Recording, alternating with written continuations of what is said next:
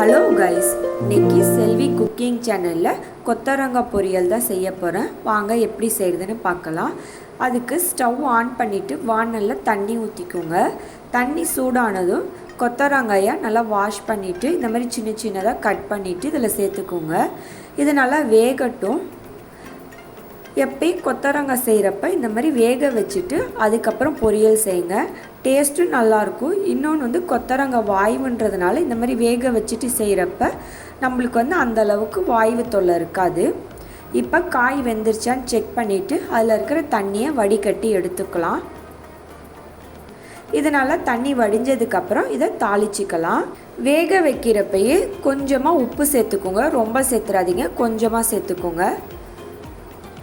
இப்போ இதை தாளிக்கிறதுக்கு ஸ்டவ் ஆன் பண்ணிவிட்டு வானல் வச்சுக்கோங்க. அதில் 2 கரண்டி எண்ணெய் ஊற்றிட்டு எண்ணெய் சூடானது கடுகு உளுந்து போட்டு தாளிச்சுக்கோங்க. கடுகு பொரிஞ்சதுக்கப்புறம் 2 டேபிள் ஸ்பூன் கடலைப்பருப்பு சேர்த்துக்கலாம். கடலைப்பருப்பு வெங்காயம்லாம் போட்டு செய்கிறப்ப சாப்பிட்றதுக்கு நல்லா டேஸ்ட்டாக இருக்கும். அதனால் 2 டேபிள் ஸ்பூன் கடலைப்பருப்பு சேர்த்துக்கோங்க. இது நல்லா வறுபடட்டும். அதுக்கப்புறம் ஒரு கொத்து கருவேப்பிலை சேர்த்துட்டு 2 வெங்காயம் சேர்த்துருக்கேன். வெங்காயம் அதிகமாக சேர்த்துக்கோங்க, அப்போ தான் டேஸ்ட்டாக இருக்கும். வெங்காயம் வதங்கட்டும். ரொம்பலாம் வதங்கணும்னு அவசியம் இல்லை. ஒரு 2 மினிட்ஸ் வதங்கினா போதும். அதுக்கப்புறம் அதில் வந்து வேக வச்ச கொத்தவரங்காயை சேர்த்துக்கலாம். கொத்தவரங்காயை சேர்த்துக்கிட்டு அதில் வந்து மசாலா பொருள் சேர்க்கறதுக்கு பார்க்கலாம்.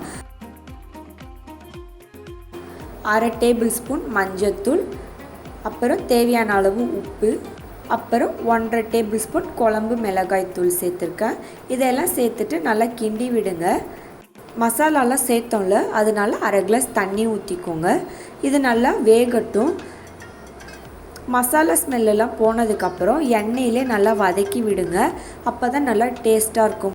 தண்ணிலாம் நல்லா சுண்டி ட்ரை ஆனதுக்கப்புறம் எண்ணெயிலே வதக்குங்க.